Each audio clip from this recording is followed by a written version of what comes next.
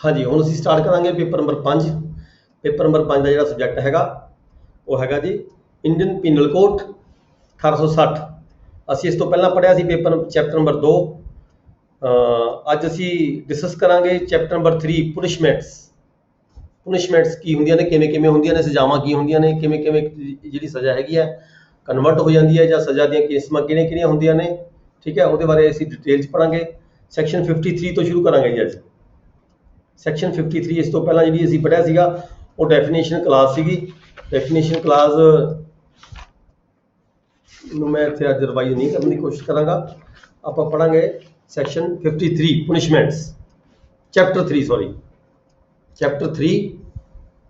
अपनी अपनी बुक्स निकाल लो जी। Indian penal code 1860 chapter 3 punishments. ये जिहड़ा चैप्टर हैगा ये सैक्शन 53 तो शुरू होंदा है। पुनिशमेंट किहड़ी हो सकती है? पुनिशमेंट देखो, फाइन पुनिशमेंट इस कोड के तहत, इस एक्ट के तहत किसी भी ऑफेंडर नूं जिहड़ी पुनिशमेंट की जा सकती है वो किहड़ी हो सकती है? सब तो वड्डी पुनिशमेंट जिहड़ी हैगी डैथ। फस्ट पुनिशमेंट है डैथ की, मौत की सज़ा सुनाई जा सकती है। सैकेंडली जिहड़ी सज़ा हैगी वो इंप्रिजनमेंट फॉर लाइफ। थर्ड जिहड़ी हैगी सी वो डिलीट हो चुकी है। फोर्थ जिहड़ी इंप्रिजनमेंट है वो है imprisonment which is of two descriptions. किहड़ी? रिगरस और सिंपल। जी फोर्थ इंप्रिजनमेंट हैगी है उसदियां दो सजावां हैगियां ने, दो तरह की हो सकती है। किहड़ी हो सकती है? रिगरस मतलब विद हार्ड लेबर, दैन दूसरी सिंपल इंप्रिजनमेंट। फिफ्थली क्या हैगा? फॉरफीचर ऑफ द प्रॉपर्टी, ਜਾਂ किसी व्यक्ति की जी प्रॉपर्टी है उन्होंने जब्त किया जा सकता है सरकार के खाते के लिए। ਜਾਂ फिर सिक्स जी पनिशमेंट है इंप्रिजनमेंट पनिशमेंट है वो हैगा फाइन, जमा ना किया जा सकता किसी व्यक्ति को। सॉरी सर, एक सेकंड बुक दसो किहड़ी है भला? ये देखो ये हैगी book Indian penal code. Indian penal code ठीक है सर, दिख रही है जी इंडियन पीनल कोड 1860। चैप्टर निकालोगे चैप्टर 3 पुनिशमेंट्स सजावां। थोड़ी कोई पंजाबी बुक है, इंग्लिश बुक है?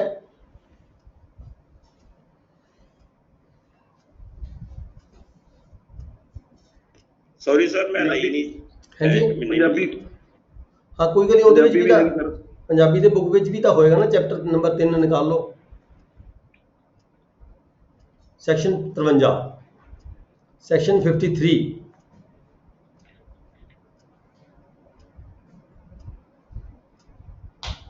मिल गया जी?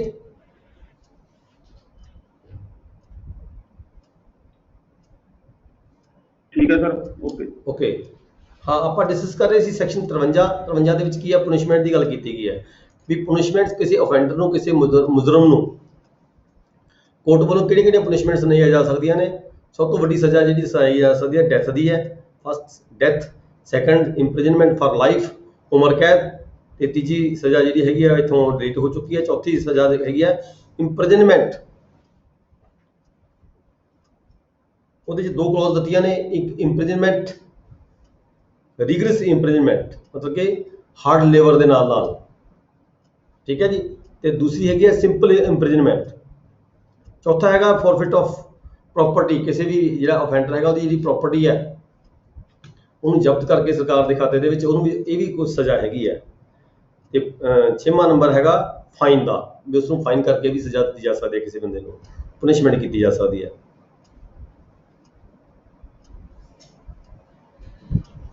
देखो punishment the imprisonment two different words ने।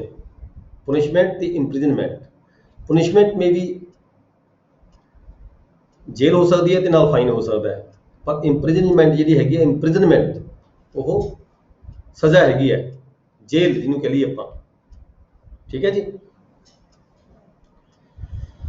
नेक्स्ट है section 53 construction of reference to transportation.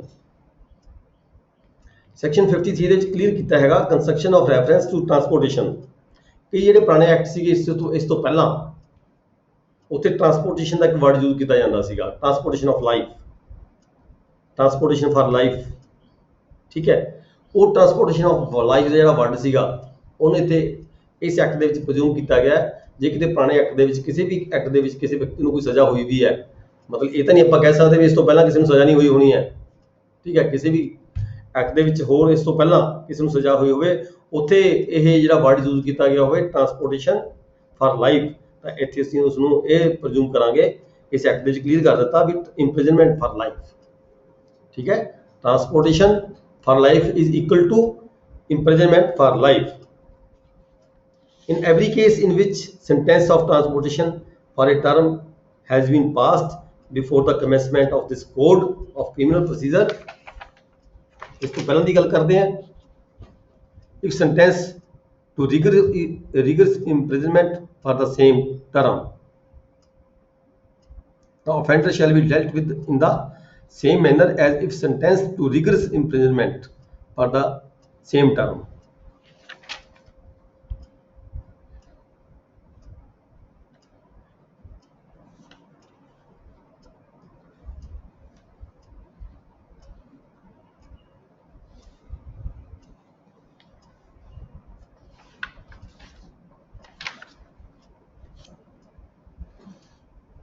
Next, subsection 3, any reference to transportation for a term or transportation for any shorter term ਇਹ ਮਿਟ ਕਰ ਦਿੱਤਾ ਜੀ। ਇਹ ਬਸ ਮੇਨ ਇਹਦਾ ਮਕਸਦ ਇਹੀ ਹੈ ਵੀ ਜਿੱਥੇ ਟਰਾਂਸਪੋਰਟੇਸ਼ਨ ਦੀ ਗੱਲ ਕੀਤੀ ਗਈ ਹੈ ਉੱਥੇ ਇੰਪ੍ਰਿਜ਼ਨਮੈਂਟ ਫਾਰ ਲਾਈਫ ਦੀ ਗੱਲ ਕੀਤੀ ਜਾਂਦੀ ਹੈ। ਨੈਕਸਟ ਹੈ ਸੈਕਸ਼ਨ 54, ਇਹਦੇ ਵਿੱਚ ਕੀ ਹੈ ਜੀ, ਕਮਿਊਟੇਸ਼ਨ ਆਫ ਸੈਂਟੈਂਸ ਆਫ ਡੈਥ, ਜਿਹੜੀ ਡੈਥ ਦੀ ਜਿਹੜੀ ਸਜ਼ਾ ਹੈਗੀ ਹੈ ਉਹਨੂੰ ਕਮਿਊਟ ਕੀਤਾ ਜਾ ਸਕਦਾ ਹੈ। ਇਹ ਸੈਕਸ਼ਨ 54 ਹੈ, ਆਪਾਂ ਕਈ ਵਾਰੀ ਦੇਖਦੇ ਹਾਂ ਗਵਰਨਮੈਂਟਸ ਵੱਲੋਂ ਕਈ ਕਮਿਊਟੇਸ਼ਨ,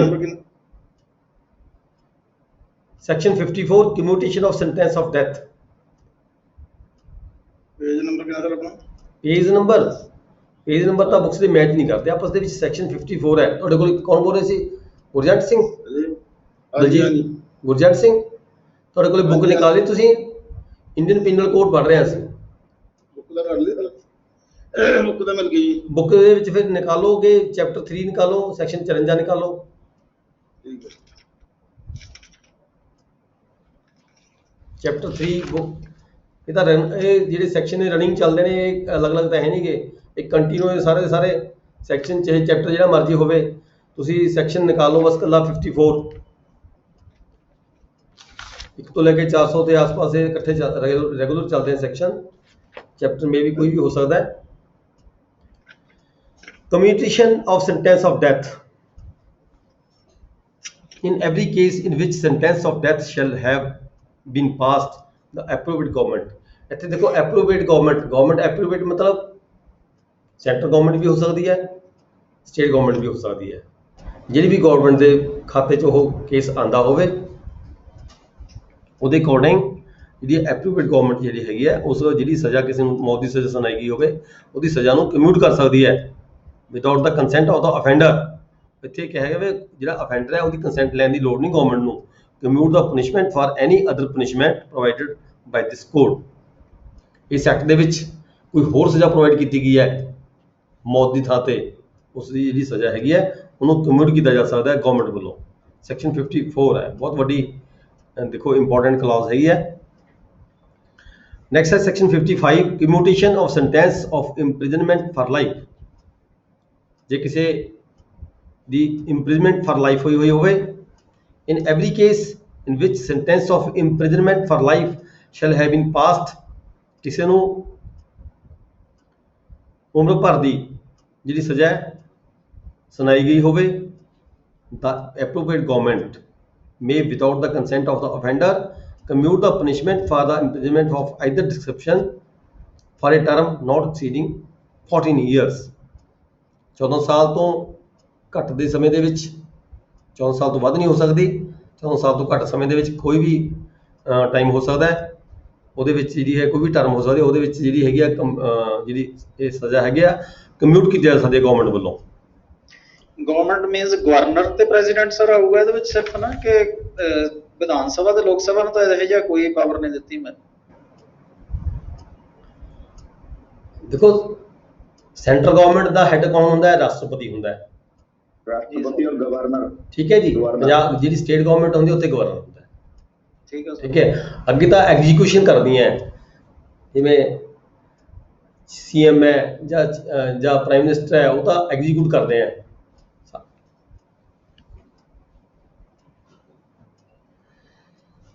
ਹੈੱਡ ਕੋਲ ਤਾਂ ਜਾਏਗੀ ਜੀ, ਆਪਾਂ ਦੇਖਦੇ ਹਾਂ ਰੂਟੀਨ 'ਚ ਵੀ ਆਪਾਂ ਦੇਖਦੇ ਹਾਂ ਵੀ ਹੈੱਡ ਕੋਲ ਜਾ ਕੇ ਫਾਈਨਲ ਹੁੰਦੀ ਹੈ। ਅੱਗੇ ਇਸ ਤੇ ਅੱਗੇ ਦੇਖੋ ਡੈਫੀਨੇਸ਼ਨ ਦਿੱਤੀ ਐਪਰੂਵਡ ਗਵਰਨਮੈਂਟ ਕੀ ਹੁੰਦੀ ਹੈ। ਸੈਕਸ਼ਨ 55 ਇਹਦੇ 'ਚ ਕਿਤੇ ਨਾ ਕਿਤੇ ਜਾ ਕੇ ਕਿਤੇ ਕਨਫਿਊਜ਼ਨ ਆਈ ਹੋਣੀ ਹੈ। ਠੀਕ ਹੈ, ਵੀ ਐਪਰੂਵਡ ਗਵਰਨਮੈਂਟ ਹੈ ਕਿਹੜੀ ਹੈ। ਇੱਥੇ ਆ ਕੇ ਕਲੀਅਰ ਕਰਦਾ ਹੈ approved government in section 54 and 55 the expression approved government means in case where the sentence is sentenced of death or is of an offense against any law relating to a matter to which the executive power of the union extends the central government। ਜਿੱਥੇ ਕੋਈ ਐਸਾ matter ਸੀਗਾ ਜਿੱਥੇ ਜਿਸ ਦੇ ਵਿੱਚ ਉਸ ਨੂੰ ਸਜ਼ਾ ਦਿੱਤੀ ਗਈ ਹੈ, ਉਹ ਮੈਟਰ ਦੀਆਂ ਜਿਹੜੀਆਂ ਐਗਜ਼ੈਕਟਿਵ ਪਾਵਰ ਸੈਂਟਰਲ ਗਵਰਨਮੈਂਟ ਕੋਲੇ ਨੇ, ਤਾਂ ਸੈਂਟਰਲ ਗਵਰਨਮੈਂਟ ਐਪਰੂਵਡ ਗਵਰਨਮੈਂਟ ਹੋਏਗੀ। ਪਰ ਜਿੱਥੇ ਐਗਜ਼ੈਕਟਿਵ ਪਾਵਰ ਉਸ ਮੈਟਰ ਦੇ ਰਿਗਾਰਡਿੰਗ ਜਿੱਥੇ ਕੋਈ ਕਿਸੇ ਨੇ ਜੁਰਮ ਕੀਤਾ ਸੀਗਾ, ਠੀਕ ਹੈ, ਸਟੇਟ ਗਵਰਨਮੈਂਟ ਕੋਲ ਪਾਵਰ ਨੇ, ਤਾਂ state government will be the approved government ਹੋਏਗੀ। ਠੀਕ ਹੈ ਜੀ, ਸੈਕਸ਼ਨ 56 ਹੈ ਜਿਹੜਾ ਉਹ ਰਿਪੀਲ ਹੋ ਚੁੱਕਿਆ ਹੈ। ਸੈਕਸ਼ਨ 57 ਦੇ ਵਿੱਚ ਕੀ ਕਿਹਾ, fractions of terms of the punishment. In calculating the fractions of the terms of the punishment, imprisonment for life shall be reckoned as equivalent to the imprisonment for 20 years। ਜਿਹੜੀ life ਦੀ imprisonment ਹੈਗੀ ਹੈ, ਉਹਨੂੰ ਇੱਥੇ clear ਕਰਕੇ ਦੱਸਿਆ ਗਿਆ ਵੀ ਉਹ 20 ਸਾਲ ਤੱਕ ਦੀ ਹੁੰਦੀ ਹੈ ਸੈਕਸ਼ਨ 57 ਦੇ ਵਿੱਚ। 58 ਡਿਲੀਟ ਹੋ ਚੁੱਕਿਆ, 59 ਵੀ ਡਿਲੀਟ ਹੋ ਚੁੱਕਿਆ। 60 ਸੈਕਸ਼ਨ ਹੈਗਾ, ਇਹ 'ਚ ਕਿਹਾ ਗਿਆ sentence may be in certain cases of imprisonment wholly or partly, ਰਿਗਰਸ ਔਰ ਸਿੰਪਲ। ਦੇਖੋ ਆਪਾਂ ਪਹਿਲਾਂ ਪੜ੍ਹ ਕੇ ਗਏ ਹਾਂ ਸੈਕਸ਼ਨ 53 ਦੇ ਵਿੱਚ ਜਿਹੜੀਆਂ ਸੈਂਟੈਂਸਸ ਹੁੰਦੀਆਂ ਨੇ, 4(3) ਜਿਹੜਾ ਚੌਥਾ ਪਾਰਟ ਸੀਗਾ, ਉਹ 'ਚ ਕਿਹਾ ਵੀ ਸੈਂਟੈਂਸ ਜਿਹੜੀ ਹੋ ਸਕਦੀ ਹੈ ਰਿਗਰਸ ਵੀ ਹੋ ਸਕਦੀ ਹੈ ਔਰ ਸਿੰਪਲ ਵੀ ਹੋ ਸਕਦੀ ਹੈ। ਇਹਦੇ ਵਿੱਚ ਸੈਕਸ਼ਨ 60 ਦੇ ਵਿੱਚ ਕਲੀਅਰ ਕੀਤਾ ਹੈ ਸੈਂਟੈਂਸ ਮਤਲਬ ਸਜ਼ਾ ਮੇ ਬੀ ਹੋਲੀ ਔਰ ਪਾਰਟਲੀ, ਪੂਰੀ ਦੀ ਪੂਰੀ ਰਿਗਰਸ ਜਾਂ ਪੂਰੀ ਦੀ ਪੂਰੀ ਆਪਣੀ ਸਿੰਪਲ, ਜਾਂ ਕੁਛ ਰਿਗਰਸ ਕੁਛ ਸਿੰਪਲ, ਇਹ ਹੋ ਸਕਦੀ ਹੈ। ਇਹ ਕਿਆ ਹੋਗਾ, ਕੋਰਟ ਵੱਲੋਂ ਜਿਹੜਾ ਆਰਡਰ ਹੋਏਗਾ ਉਹਦੇ ਵਿੱਚ ਸਪੈਸੀਫਾਈ ਕੀਤਾ ਜਾਵੇਗਾ। ਇਨ every case in which N offender is punishable with imprisonment which may be of either description, ਕਿਹੜੀ ਵੀ ਡਿਸਕ੍ਰਿਪਸ਼ਨ ਦੀ ਹੋ ਸਕਦੀ ਹੈ।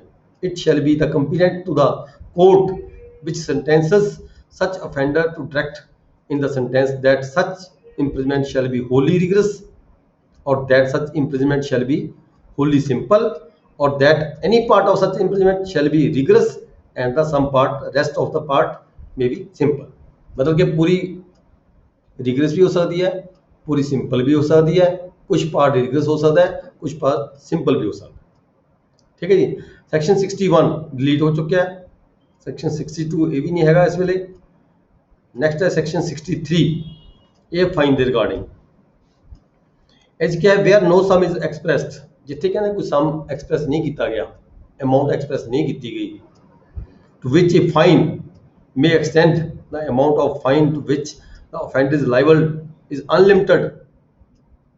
जिथे फाइन तो लगाता पर ਉਹਦੀ ਜਿਹੜੀ ਹੈਗੀ ਅਮਾਉਂਟ ਨਹੀਂ ਦੱਸੀ ਗਈ, बट शैल नॉट बी एक्सैसिव। कहते अनलिमिट फाइन तो हो सकता है पर वो बहुत ज़्यादा नहीं हो सकता। ये प्रोविजनस भी अगे फर्दर होणगियां, CRPC दस्या गया होएगा, ठीक है, पर इत्थे क्लीयर किया नहीं है उसने भी फाइन की जी अमाउंट है नहीं दसाई गई, पर इत्थे आके ये भी नाल कहता भी बहुत ज़्यादा फाइन भी नहीं किया जा सकता किसी को।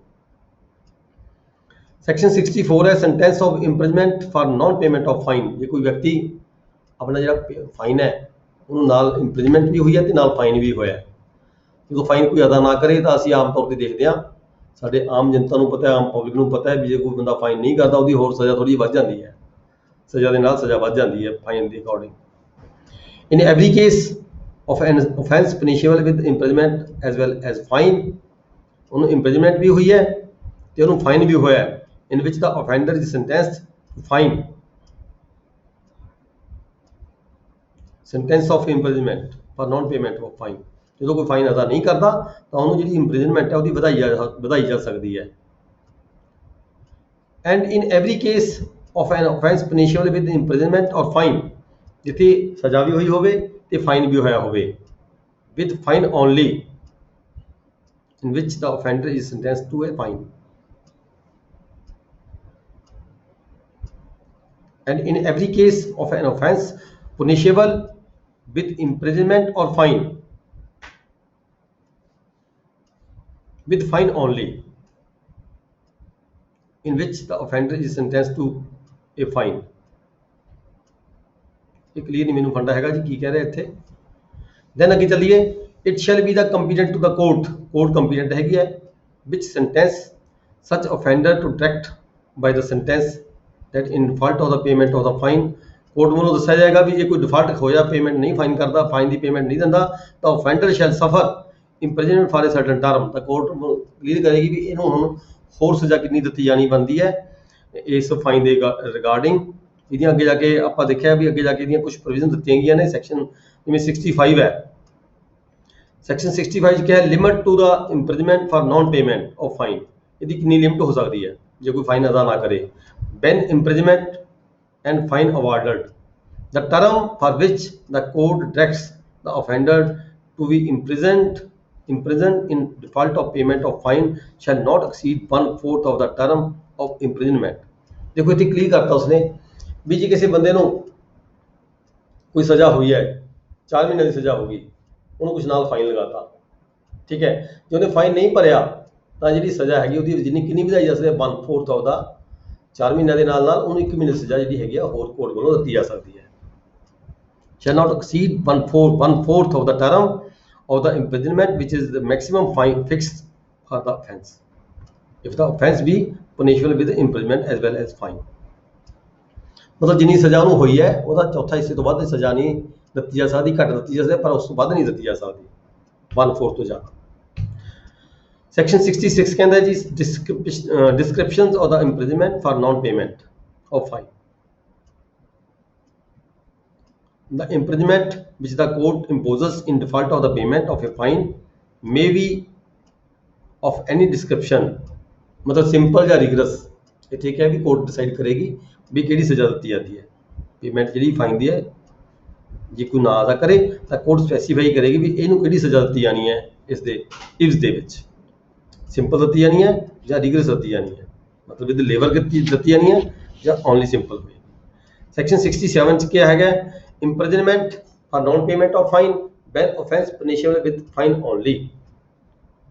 देखो ये ऊपर सेक्शन ਅਸੀਂ ਪੜੀਆਂ ਸੀਗੀਆਂ that related with the imprisonment, मतलब ਉਹਨੂੰ ਨਾਲ ਕੈਦ ਵੀ ਹੋਈ ਹੈ, ਠੀਕ ਹੈ, ਕੈਦ ਦੇ ਨਾਲ ਜੁਰਮਾਨਾ ਵੀ ਹੋਇਆ ਹੈ। ਜਿੱਥੇ ਕੈਦ ਹੋਈ ਹੈ ਕੈਦ ਦੇ ਨਾਲ ਜੁਰਮਾਨਾ ਹੋਇਆ, ਜੁਰਮਾਨਾ ਬੰਦੇ ਵੱਲੋਂ ਨਹੀਂ ਭਰਿਆ ਗਿਆ, ਉੱਥੇ ਉਹਦੀ ਜਿਹੜੀ ਕੈਦ ਹੈ ਉਹ ਵਧਾਈ ਗਈ ਹੈ, ਠੀਕ ਹੈ। ਇੱਥੇ ਆ ਕੀ ਕਿਹਾ ਸੈਕਸ਼ਨ 67 ਦੇ ਵਿੱਚ ਵੀ ਬੰਦੇ ਨੂੰ ਕੈਦ ਤਾਂ ਹੋਈ ਨਾ ਹੋਵੇ ਪਰ ਉਹਨੂੰ ਇਕੱਲਾ ਫਾਈਨ ਹੋਇਆ ਹੋਵੇ, ਫਾਈਨ ਵਾਲਾ ਭਰੇ ਨਾ, ਦੈਨ ਕੀ ਪ੍ਰੋਵੀਜ਼ਨ ਹੈਗੀਆਂ ਨੇ। ਸੈਕਸ਼ਨ 67 ਚ ਕਿਹਾ ਗਿਆ when offence punishable with fine only, if the offence be punishable with fine only, the imprisonment which the court imposes in default of the payment shall be simple ਸਜ਼ਾ ਹੋ ਸਕਦੀ ਹੈ। ਇੱਥੇ ਰਿਗਰਸ ਸਜ਼ਾ ਦੀ ਗੱਲ ਨਹੀਂ ਕੀਤੀ ਗਈ। The term for which the court directs the offender to be imprisoned in the default of the payment of fine shall not exceed the following scale। ਕਿਹੜੀ ਸਕੇਲ ਹੈ ਜੀ?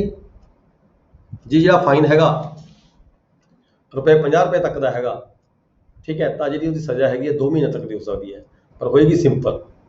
ਜੇ ਫਾਈਨ ਹੈ 100 ਰੁਪਏ ਤੱਕ ਦਾ ਕੀਤਾ ਗਿਆ ਕੋਰਟ ਵੱਲੋਂ ਤਾਂ ਜਿਹੜੀ ਉਹਦੀ ਸਜ਼ਾ ਹੈਗੀ ਹੈ ਮੈਕਸਿਮਮ 4 ਮਹੀਨੇ ਤੱਕ ਦੀ ਹੋ ਸਕਦੀ ਹੈ, ਇਸ ਤੋਂ ਵੱਧ ਨਹੀਂ ਹੋ ਸਕਦੀ, ਠੀਕ ਹੈ।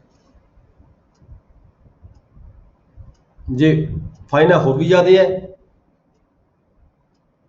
नॉट एक्सीडिंग 6 मंथ, ਜੇ ਫਾਈਨ ਹੋਰ ਵੀ ਜ਼ਿਆਦਾ ਹੈ 200 ਤੋਂ ਵੀ ਜ਼ਿਆਦਾ ਹੈ, 400 500 1000 2000 ਰੁਪਇਆ ਹੈਗਾ, ਤਾਂ ਜਿਹੜੀ ਸਜ਼ਾ ਦੀ ਜਿਹੜੀ ਉਹ ਮਿਕਦਾਰ ਹੈਗੀ ਉਹ ਮੈਕਸਿਮਮ 6 ਮਹੀਨੇ ਦੀ ਸਜ਼ਾ ਹੈਗੀ ਹੈ। ਫਾਈਨ ਦੇ ਵਿੱਚ 6 ਮਹੀਨੇ ਤੋਂ ਵੱਧ ਜਿਹੜੀ ਸਜ਼ਾ ਹੈ ਕੋਰਟ ਵੱਲੋਂ ਨਹੀਂ ਕੀਤੀ ਜਾਂਦੀ। ਨੈਕਸਟ ਆ ਗਿਆ ਜੀ ਸੈਕਸ਼ਨ 68, ਇਹਦੇ ਵਿੱਚ ਕੀ ਹੈ imprisonment to terminate on payment of fine. ਇਹਦੇ ਵਿੱਚ ਸਿੰਪਲ ਜੀ ਗੱਲ ਕੀਤੀ ਗਈ ਹੈ ਵੀ ਜੇ ਕੋਈ ਵਿਅਕਤੀ ਜਿਹਨੂੰ ਸਜ਼ਾ ਹੋ ਗਈ ਹੋਵੇ ਫਾਈਨ ਨਾ ਭਰਨ ਦੇ ਇਵਜ਼ ਦੇ ਵਿੱਚ ਜੇ ਉਹ ਫਾਈਨ ਭਰ ਦਿੰਦਾ ਹੈ ਤਾਂ ਜਿਹੜੀ ਉਹਦੀ ਸਜ਼ਾ ਉੱਥੇ ਟਰਮੀਨੇਟ ਹੋ ਜਾਂਦੀ ਹੈ। ਸੈਕਸ਼ਨ 69 ਦੇ ਵਿੱਚ ਕਿਹਾ ਹੈ, termination of imprisonment on the payment of proportional part of the fine.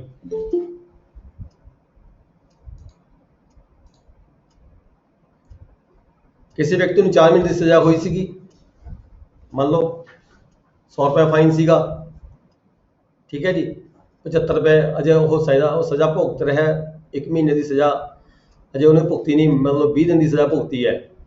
100 ਰੁਪਏ ਦਾ ਫਾਈਨ ਸੀਗਾ, 4 ਮਹੀਨੇ ਦੀ ਉਹਨੂੰ ਸਜ਼ਾ ਹੋਈ ਸੀ ਕੋਰਟ ਵੱਲੋਂ, 1 ਮਹੀਨੇ ਦੀ ਸਜ਼ਾ ਜੇ ਇਹਨੇ ਪੂਰੀ ਨਹੀਂ ਕੀਤੀ ਪਰ ਉਹਨੇ 75 ਰੁਪਏ ਦਾ ਜਿਹੜਾ ਫਾਈਨ ਹੈ ਉਹ ਅਦਾ ਕਰ ਦਿੱਤਾ। ਜੇ ਉਹ ਪੂਰਾ ਫਾਈਨ ਅਦਾ ਕਰ ਦਿੰਦਾ 100 ਰੁਪਇਆ ਤਾਂ ਉਹ ਸਜ਼ਾ ਉਸ ਵੇਲੇ ਟਰਮੀਨੇਟ ਹੋ ਜਾਂਦੀ ਹੈ। ਪਰ ਜੇ ਮੰਨ ਲਓ ਉਹਨੇ 75 ਰੁਪਏ ਭਰ ਦਿੱਤੇ ਕੋਰਟ ਦੇ ਵਿੱਚ ਐਜ਼ ਏ ਫਾਈਨ, ਠੀਕ ਹੈ, ਤਾਂ ਉਹਦਾ ਜਿਹੜੀ 1 ਮਹੀਨੇ ਦੇ ਬਾਅਦ ਜਿਹੜੀ ਉਹਦੀ ਸਜ਼ਾ ਖਤਮ ਹੋ ਜਾਏਗੀ। 1 ਮਹੀਨਾ ਪੂਰਾ ਕਰ ਲੇਗਾ, ਦੈਨ ਜਿਹੜੀ ਉਹਦੀ ਸਜ਼ਾ ਹੈਗੀ ਆ ਉਹ ਟਰਮੀਨੇਟ ਹੋ ਜਾਏਗੀ। ਨੈਕਸਟ ਹੈ ਸੈਕਸ਼ਨ 70। ਇਹਦੀ ਐਗਜ਼ਾਮਪਲ ਵੀ ਦਿੱਤੀ ਗਈ ਹੈ ਕਿ ਇਹੀ ਐਗਜ਼ਾਮਪਲ ਹੈ ਜਿਹੜੀ ਮੈਂ ਤੁਹਾਨੂੰ ਸਮਝਾਈ ਹੈ ਵੀ ਜੇ 4 ਮਹੀਨੇ ਦੀ ਸਜ਼ਾ ਹੋਈ ਹੋਵੇ ਕਿਸੇ ਨੂੰ, 75 ਰੁਪਏ ਭਰ ਦੇਵੇ ਤਾਂ ਜਿਹੜੀ ਸਜ਼ਾ ਹੈਗੀ ਹੈ ਫਰਦਰ 1 ਮਹੀਨੇ ਦੀ ਸਜ਼ਾ ਪੂਰੀ ਕਰਕੇ ਉਹਦੀ ਜਿਹੜੀ ਬਾਕੀ ਸਜ਼ਾ ਉਹ ਮਾਫ ਹੋ ਜਾਏਗੀ। ਸੈਕਸ਼ਨ 70 ਚ ਕੀ ਹੈ, ਫਾਈਨ ਲੈਵੀਬਲ ਵਿਦਿਨ 6 years ਔਰ ਡਿਊਰਿੰਗ ਇੰਪ੍ਰਿਜ਼ਨਮੈਂਟ। ਇਹ ਕਹਿੰਦਾ ਕਿਸੇ ਵਿਅਕਤੀ ਨੂੰ ਕੋਈ ਸਜ਼ਾ ਹੋਈ ਵੀ ਹੈ, 6 ਸਾਲ ਤੋਂ ਜ਼ਿਆਦਾ ਹੋਈ ਹੋਵੇ, ਠੀਕ ਹੈ, ਤਾਂ ਜਿਹੜਾ ਫਾਈਨ ਹੈਗਾ ਡਿਊਰਿੰਗ ਦਾ ਇੰਪ੍ਰਿਜ਼ਨਮੈਂਟ ਉਹ ਆਪਣੀ ਸਜ਼ਾ ਦੇ ਦੌਰਾਨ 6 ਸਾਲ ਦੇ ਵਿੱਚ ਜਿਹੜਾ ਹੈਗਾ ਫਾਈਨ ਦੇ ਸਕਦਾ ਹੈ। ਨਾਲ ਹੀ ਇਹਨੇ ਇਹ ਸੈਕਸ਼ਨ ਵਿੱਚ ਇਹ ਵੀ ਕਿਹਾ ਹੈਗਾ ਵੀ ਜੇ ਕਿਸੇ ਵਿਅਕਤੀ ਦੀ ਡੈਥ ਹੋ ਜਾਂਦੀ ਹੈ, ਠੀਕ ਹੈ, death not to discharge the property from the liability. Fine ਵੀ ਲੱਗਿਆ ਸੀ ਕਿਸੇ ਵਿਅਕਤੀ ਨੂੰ, ਠੀਕ ਹੈ, ਡੈਥ ਦੀ ਸਜ਼ਾ ਵੀ ਹੋਈ ਵੀ ਹੈ। ਇਹਦੇ ਨਾਲ ਕੀ ਹੈ, ਮਤਲਬ ਕਿ ਜਿਹੜੀ ਉਹਦੀ ਪ੍ਰੋਪਰਟੀ ਤੋਂ ਜਿਹੜਾ ਰਿਕਵਰੀ ਕੀ ਹੈ ਇਸ ਸੈਕਸ਼ਨ ਦੇ ਵਿੱਚ ਵੀ ਜਿਹੜੀ ਪ੍ਰੋਪਰਟੀ ਤੋਂ ਰਿਕਵਰੀ ਕੀਤੀ ਜਾ ਸਕਦੀ ਹੈ ਡੈਥ ਦੇ ਵਿੱਚ, ਦੇ ਵਿੱਚ ਉਹਦਾ ਜਿਹੜਾ ਫਾਈਨ ਹੈਗਾ ਉਹ ਮਾਫ ਨਹੀਂ ਕੀਤਾ ਜਾ ਸਕਦਾ।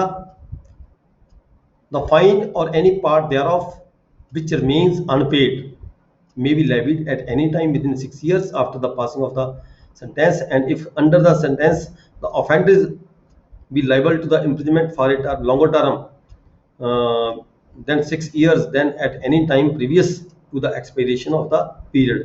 ਜਦੋਂ ਉਹਦਾ ਸਮਾਂ ਪੂਰਾ ਨਹੀਂ ਹੋ ਜਾਂਦਾ ਉਸ ਤੋਂ ਪਹਿਲਾਂ and the death of the offender does not discharge from the liability। ਜੇ ਇਨ ਬਿਟਵੀਨ ਉਹਦੀ ਡੈਥ ਹੋ ਜਾਂਦੀ ਹੈ, ਫਾਈਨ ਉਦੋਂ ਅਦਾ ਨਹੀਂ ਕੀਤਾ ਗਿਆ, ਠੀਕ ਹੈ ਜੀ, ਇਨ ਬਿਟਵੀਨ ਡੈਥ ਹੋ ਜਾਂਦੀ ਹੈ ਅਫੈਂਡਰ ਦੀ, ਫਾਈਨ ਉਹਦੇ ਵੱਲੋਂ ਅਦਾ ਨਹੀਂ ਕੀਤਾ ਗਿਆ ਤਾਂ ਉਸਦੀ ਜਿਹੜੀ ਪ੍ਰੋਪਰਟੀ ਹੈ ਉਸ ਤੋਂ ਜਿਹੜਾ ਫਾਈਨ ਹੈਗਾ ਰਿਕਵਰ ਕੀਤਾ ਜਾ ਸਕਦਾ ਹੈ।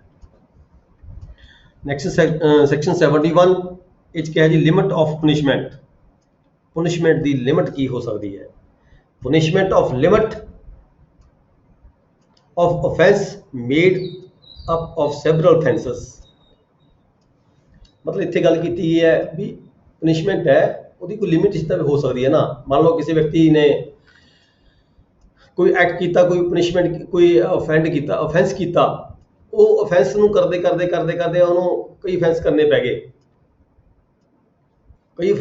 ਗਏ।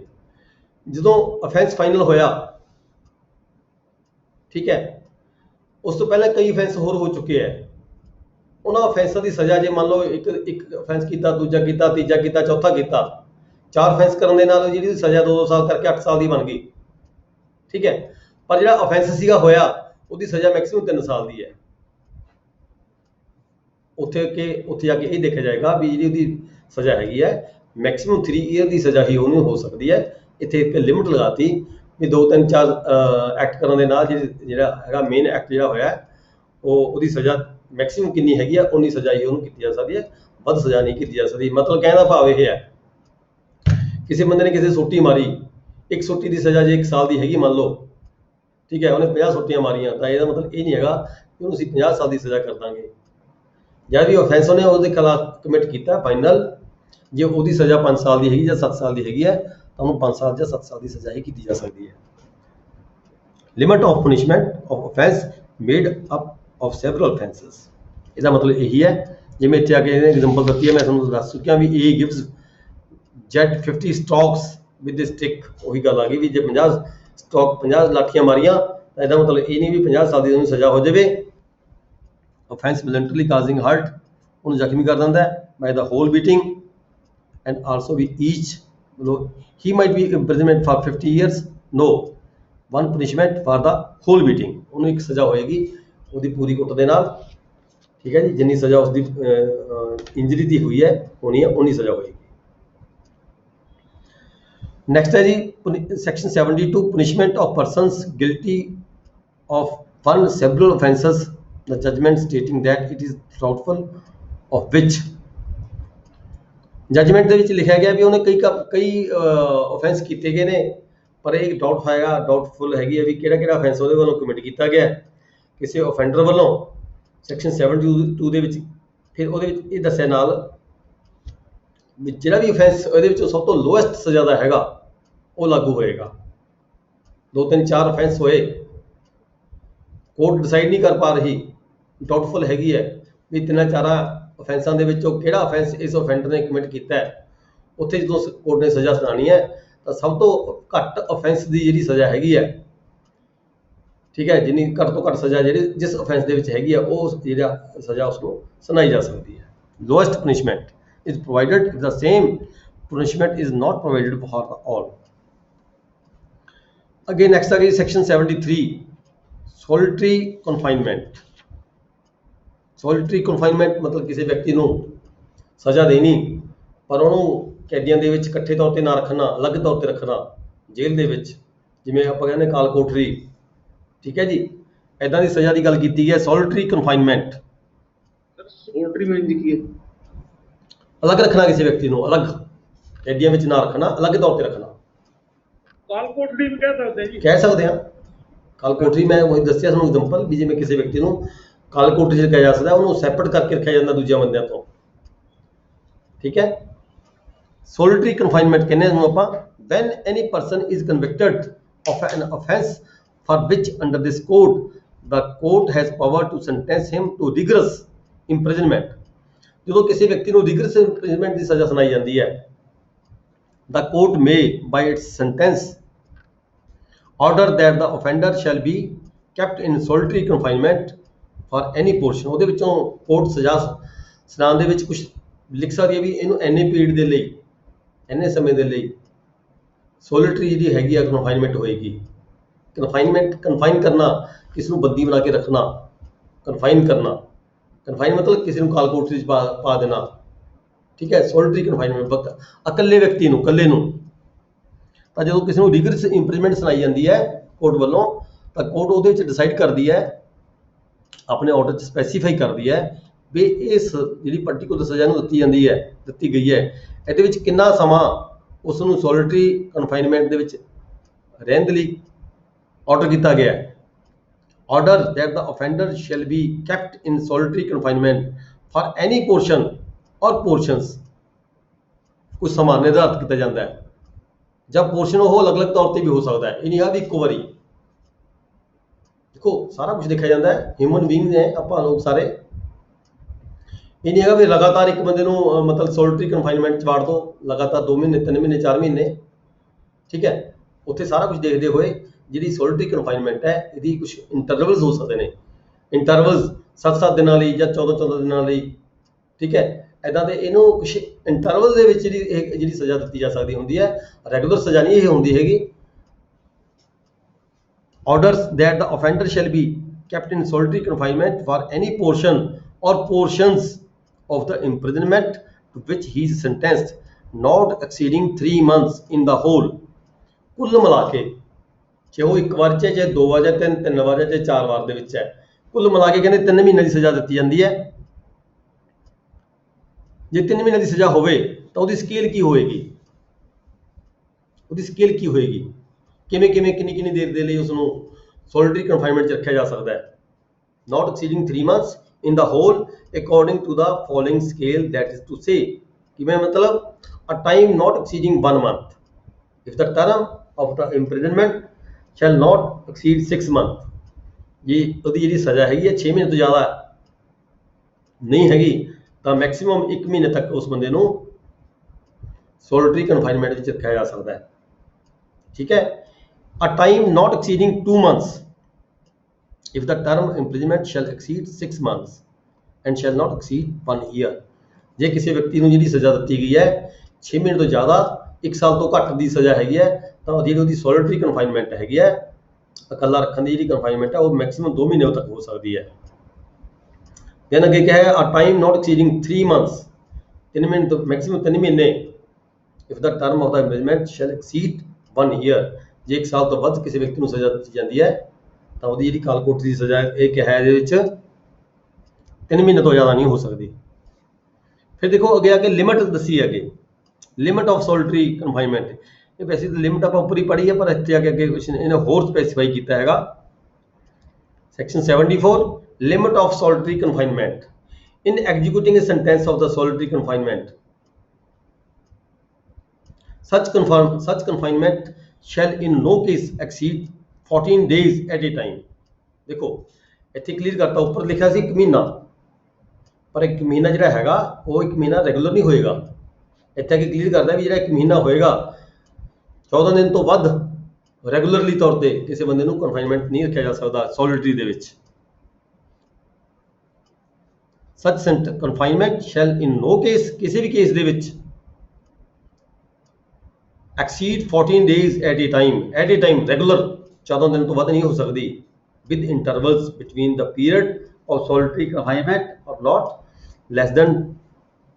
less duration than such period and when the ਉਹ ਕਹਿੰਦਾ ਜਦੋਂ ਕੋਈ ਇੰਟਰਵਲ ਪਾਣਾ ਹੈ, ਇਹ ਨਹੀਂ ਹੈਗਾ ਵੀ 14 ਦਿਨ ਦਾ ਇੰਟਰਵਲ ਕੱਟ ਲਿਆ ਤੇ ਫਿਰ 7 ਦਿਨਾਂ ਬਾਅਦ ਫਿਰ ਉਹਨੂੰ ਕੋਠੀ 'ਚ ਵੜਤਾ, ਨਹੀਂ, ਘੱਟੋ ਘੱਟ ਉਹਨਾਂ ਸਮਾਂ ਜਿੰਨੇ ਦਿਨ ਦੀ ਉਸਨੇ ਕਨਫਾਈਨਮੈਂਟ ਕੀਤੀ ਹੈ ਮਤਲਬ ਕਿ ਰਿਹਾ ਕੋਠੀ ਦੇ ਵਿੱਚ, ਘੱਟੋ ਘੱਟ ਉਦੋਂ ਉਹਨਾਂ ਸਮਾਂ ਹੀ ਉਹਨੂੰ ਹੋਰ ਦੇਣਾ ਪਏਗਾ ਬਾਹਰ ਰਹਿਣ ਦੇ ਲਈ। ਘੱਟੋ ਘੱਟ ਜ਼ਿਆਦਾ ਦਿੱਤਾ ਜਾ ਸਕਦਾ ਹੈ ਪਰ ਉਹਨਾਂ ਦਾ ਦੇਣਾ ਹੀ ਪਏਗਾ, ਠੀਕ ਹੈ।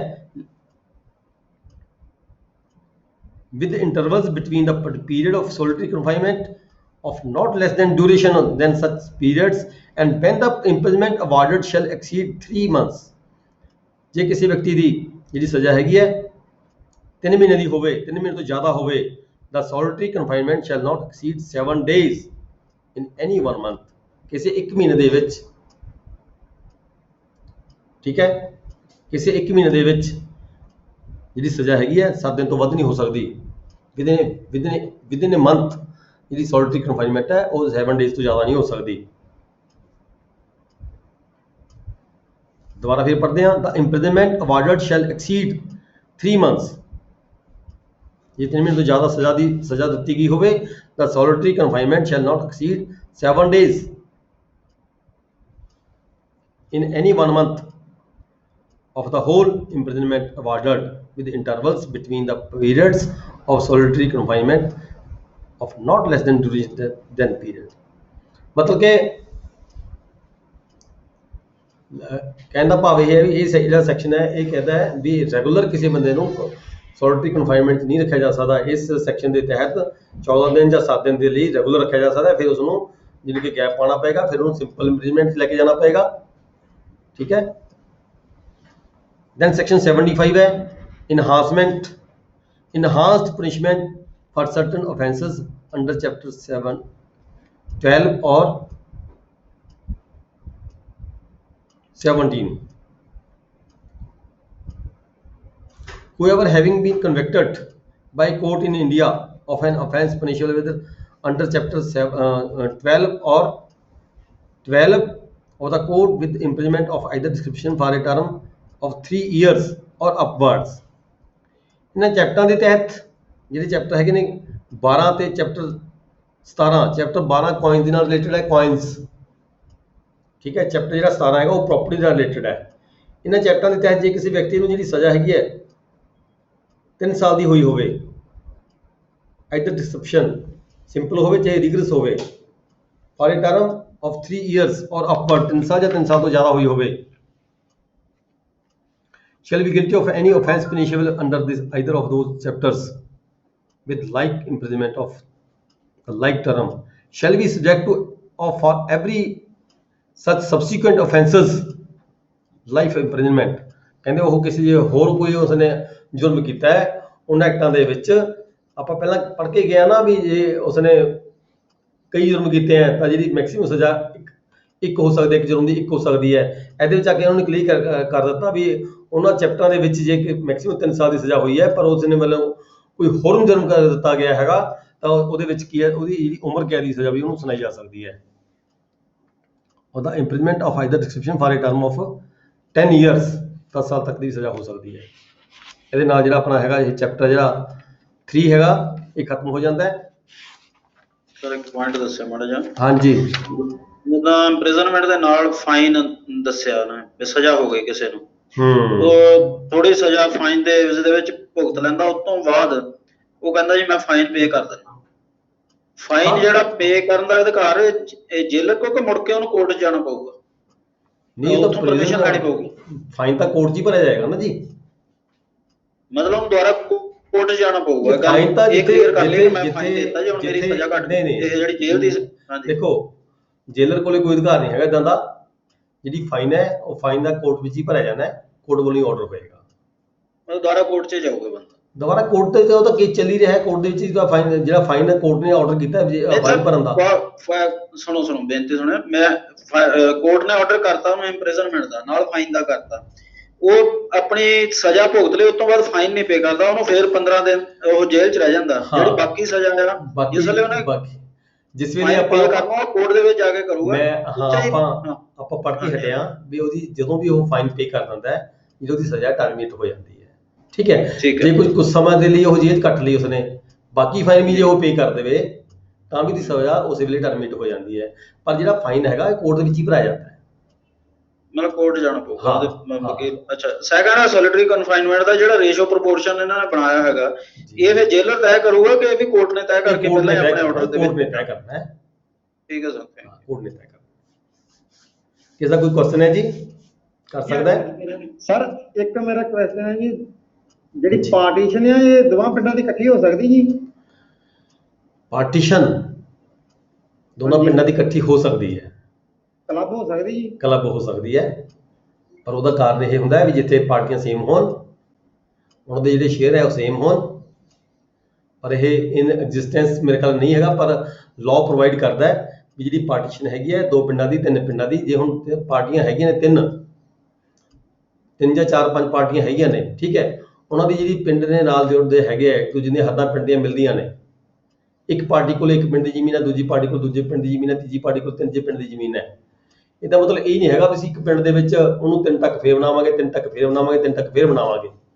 ਠੀਕ ਹੈ, ਉਹ ਪਾਰਟੀਸ਼ਨ ਦੀ ਜਿਹੜੀ ਹੈਗੀ ਆ ਉਹਦੀ ਓਰੀਜਨਲ ਜਿਹੜੀ ਸਾਰੀ ਖਤਮ ਹੋ ਜਾਂਦਾ ਹੈ ਮਕਸਦ ਪਾਰਟੀਸ਼ਨ ਕਰਨ ਦਾ। ਇਸ ਕਰਕੇ ਜਿੱਥੇ ਕਿਤੇ ਜਿਹੜੀਆਂ ਲੈਂਡਸ ਹੈਗੀਆਂ ਨੇ ਮਾਲਕਾਂ ਦੀ ਸੇਮ ਮਾਲਕ ਹੋਣ, ਉਹਦੇ ਸ਼ੇਅਰ ਹੋਲਡਰ ਸੇਮ ਹੋਣ, ਠੀਕ ਹੈ, ਉਹਦੇ ਸ਼ੇਅਰ ਵੀ ਚਲੋ ਸ਼ੇਅਰ ਵੀ ਹੈ ਤਾਂ ਲੋਕ ਕਹਿੰਦਾ ਵੀ ਸ਼ੇਅਰ ਵੀ ਸੇਮ ਹੋਣ, ਤਾਂ ਜਿਹੜੀਆਂ ਉਹ ਪਿੰਡਾਂ ਨੂੰ ਵੀ ਕਲੱਬ ਕਰਕੇ ਜਿਹੜੀ ਪਾਰਟੀਸ਼ਨ ਕੀਤੀ ਜਾ ਸਕਦੀ ਹੈ। ਸਰ ਉਹ ਪਾਰਟੀਸ਼ਨ ਦੀ ਅਥਾਰਟੀ ਡੀਆਰਓ ਸਾਹਿਬ ਕੋਲ ਜਾਂ ਤਹਿਸੀਲਦਾਰ ਸਾਹਿਬ ਕੋਲ? ਤਹਿਸੀਲਦਾਰ ਕੋਲ ਹੈ ਜੀ, ਰੈਵਨਿਊ ਆਫਿਸਰ ਕੋਲ ਹੈ। ਤੇ ਡੀਆਰਓ ਕੋਲ ਤਾਂ ਸਿਰਫ ਓਨਲੀ ਜਿਹੜੇ ਪਾਰਟੀਸ਼ਨ ਨੇ ਜਿਹੜੇ ਐਨਆਰਆਈਜ਼ ਦੀ ਹੈਗੀਆਂ ਨੇ ਉਹਦੀ ਅਥਾਰਟੀ ਡੀਆਰਓ ਕੋਲ ਹੈਗੀ ਹੈ। ਬਾਕੀ ਪਾਰਟੀਸ਼ਨ ਤਾਂ ਰੈਵਨਿਊ ਆਫਿਸਰ ਨੇ ਕਰਨੇ, ਜਿਹਦਾ ਅਧਿਕਾਰ ਖੇਤਰ ਹੈ, ਚਾਹੇ ਮੇ ਵੀ ਨਾਇਬ ਤਹਿਸੀਲਦਾਰ, ਮੇ ਵੀ ਤਹਿਸੀਲਦਾਰ।